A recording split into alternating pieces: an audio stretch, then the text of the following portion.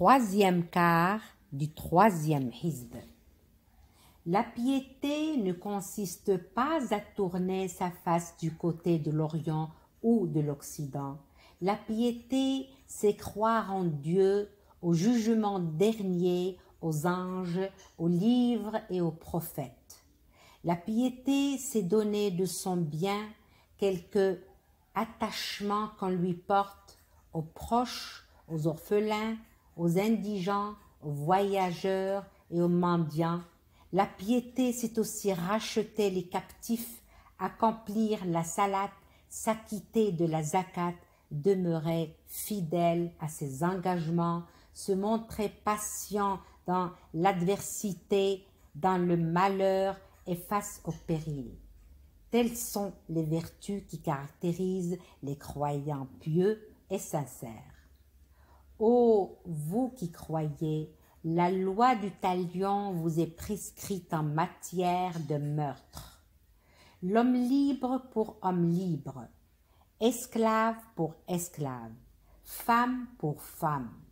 Si l'ayant droit consent une remise de cette peine au meurtrier, ce dernier sera poursuivi modérément et il devra s'acquitter du prix du sang avec empressement. C'est là une mesure d'allègement et de miséricorde pour vous de la part de votre Seigneur. Mais quiconque transgresse par la suite, ce compromis sera sévèrement sanctionné. La loi du talion consiste pour vous une garantie de vie aux gens doués d'intelligence. Peut-être finirez-vous ainsi par craindre Dieu. Il vous est prescrit, lorsque l'un d'entre vous est sur le point de mourir en laissant quelques biens, de faire un testament en faveur de ses pères et mères et de ses parents les plus proches, suivant l'usage établi. C'est un devoir pour ceux qui craignent le Seigneur.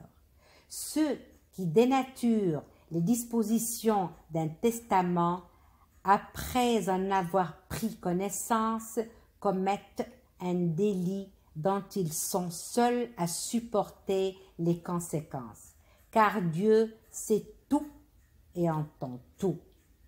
Celui qui, craignant une partialité ou une illégalité de la part du testateur, fait accepter un compromis par les parties intéressées ne commet aucun péché, car Dieu est clément et miséricordieux.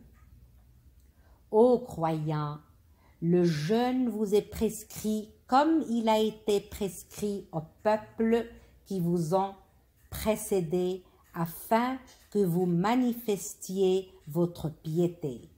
Ce jeûne devra être observé pendant un nombre de jours bien déterminé.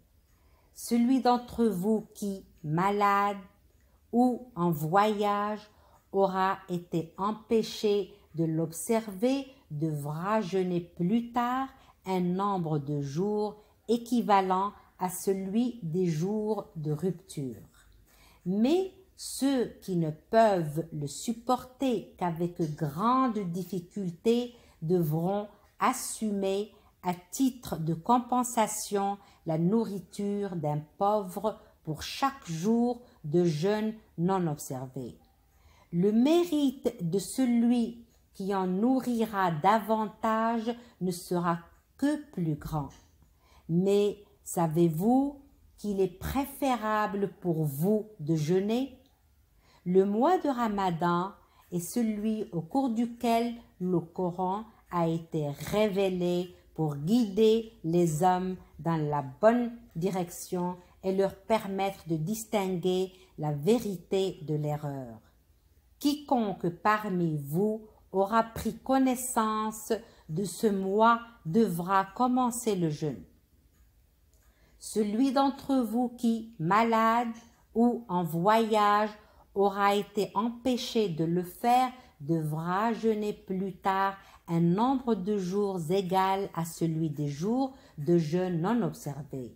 Dieu tient ainsi à vous faciliter l'accomplissement de vos devoirs religieux et non à vous le rendre difficile. Achevez donc la période du jeûne et louez Dieu pour vous en avoir guidé afin de lui prouver votre reconnaissance. Si mes serviteurs t'interrogent à mon sujet, qu'ils sachent que je suis tout près d'eux, toujours disposé à exaucer les vœux de celui qui m'invoque.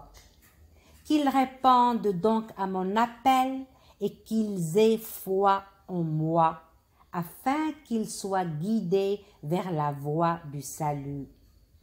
Il vous est permis, la nuit qui suit une journée de jeûne, d'avoir des rapports avec vos épouses, qui sont un vêtement pour vous autant que vous l'êtes pour elles.